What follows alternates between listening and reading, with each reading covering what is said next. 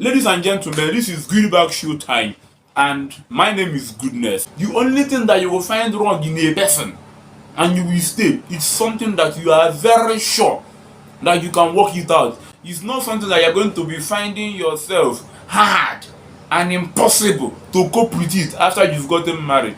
If you're about to get married to him and he's doing something, a behavioral illness, he's doing something wrongly, he does not communicate very well, and when you ask him a question or two, he will first of all remind you that it is his business and it is not your business, and maybe you try to go extra mile to care, to show love, and then you come through for him, and it's like you are trying to overstep your boundary. You are very sure that you are not sinning against God.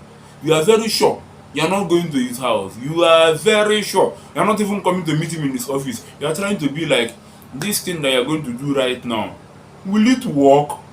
Will it not land you in problem? And you'll be like, it is none of your business. You are overstepping your boundary. The reason why I told you is not because of you. It's not because I want you to correct me. I only told you just that I want you to know. My dear, wrong. A man that resists correction, he cannot go far. He's not a good man. A man that thinks that you being in his life is not for you to correct him, but for you to be aware that he's going to die or he's going to live. Wrong. Another part, any woman that you meet, she's way too secretive. Before you go find out one thing about her, you will have to climb the mountain and then you'll be back and you will still not find anything about her. Okay, run. They will not tell you stuff about themselves. They will not tell you their real age. They will not tell you where their parents are from. Even if you find out where their parents are from, you will not know where they are from behaviorally.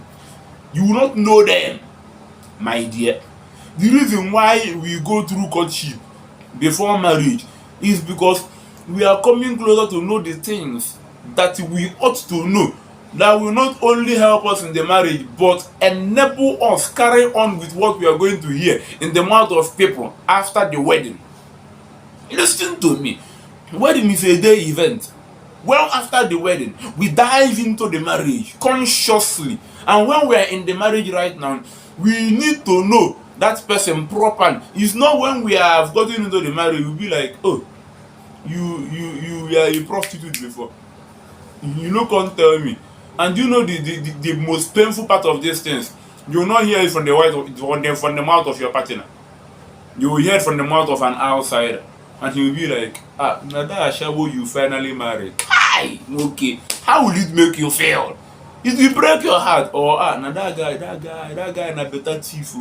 The guy they still back to back for university. So our streets, na him be the, in fact, legendary thief.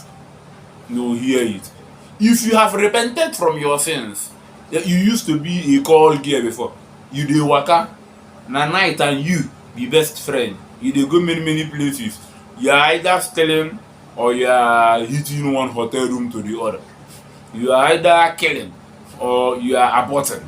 One of them, anyone, you know yourself, and you have repented and you have prayed and you found the will of God for you, and you know it is this woman and you know it is that man, and you are going to them. After you've gone to them, tell them about your past. If they will leave, they should leave. Tell them that you are not a changed man. But before you tell them about your past, go seek counseling from a spiritual leader so that they can actually tell you how to come, how to move, and how to land in your story.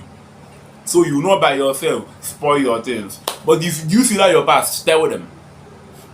If they cannot stand with you, they should leave. If they cannot cope with you, they are not in your future. They are not in your progress. They are not in your process to the end. They should leave. But if you tell them about your story, and they will be like, are you now changed? What is the proof that you are no more like that?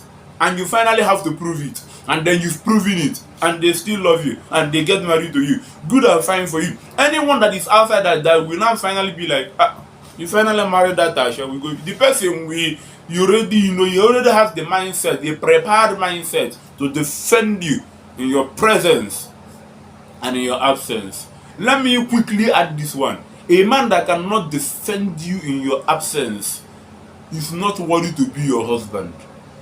A woman that cannot defend you in your absence is not worthy to be your wife. You might be going for courtship, and then before her family, that is where it will start. What do you think about this guy? She's shy, she's scared, she cannot even say a thing about you. Okay, what's the issue? She will be like, that man, sha, I don't know. It's just that I just want to get married. Or boy run, you no go work. Or you come to a guy in the behind you, he's toasting your friends, and then they will be asking him, how about your wife? Now you be like, I want my wife now. And then one way or the other, you observe that your friends they move with this guy. She never fall, but she's about to fall. Open your eyes. Do you know the reason why we have more divorces in the world? Eh? Number one, we have premarital issue. We have marital issue. Two of them. Number one is that you've seen something, a potential attack on your marriage before the marriage, but you told yourself you will cope. And then when you got into the marriage, you couldn't cope. It is hard for you to cope because there is nothing for you to cope in. The second one, marital crisis and its attack. You are in the marriage.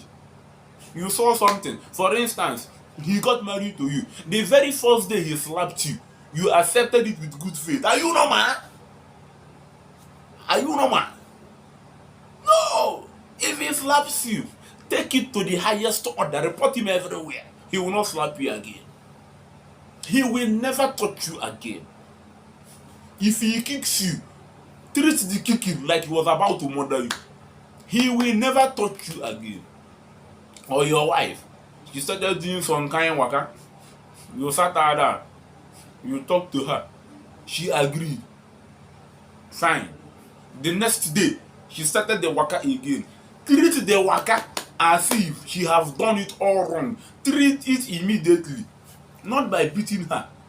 If there is a place you have to go and pen it down and record it down, go there and do it. Most importantly, lead her to Christ. I have come to realize that people don't change people. Nobody can change you. You will decide to have a change of life. And the only person that can give you that conviction to have a change of life is Jesus Christ. Like I would say, I highly recommend Jesus Christ. He needs you. You need him. You need him. Oh yes, you need him, my dear. So my dear, before you get married, don't get married because he goes to your church. Don't get married because he goes to your mosque. Don't get married because he's in the same organization with you.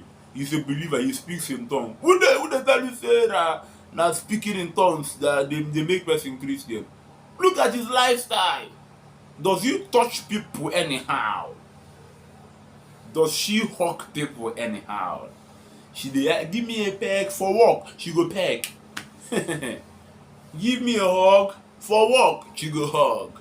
She hug anybody, she pecks anybody. The guy hugs and touches anybody. He talks anyhow, he drinks anything, he goes anywhere. His friends are out, stupid and rugged human beings. And then you think your husband is different from his friend. No, he is the same with his friend, just that the dressing has confused you.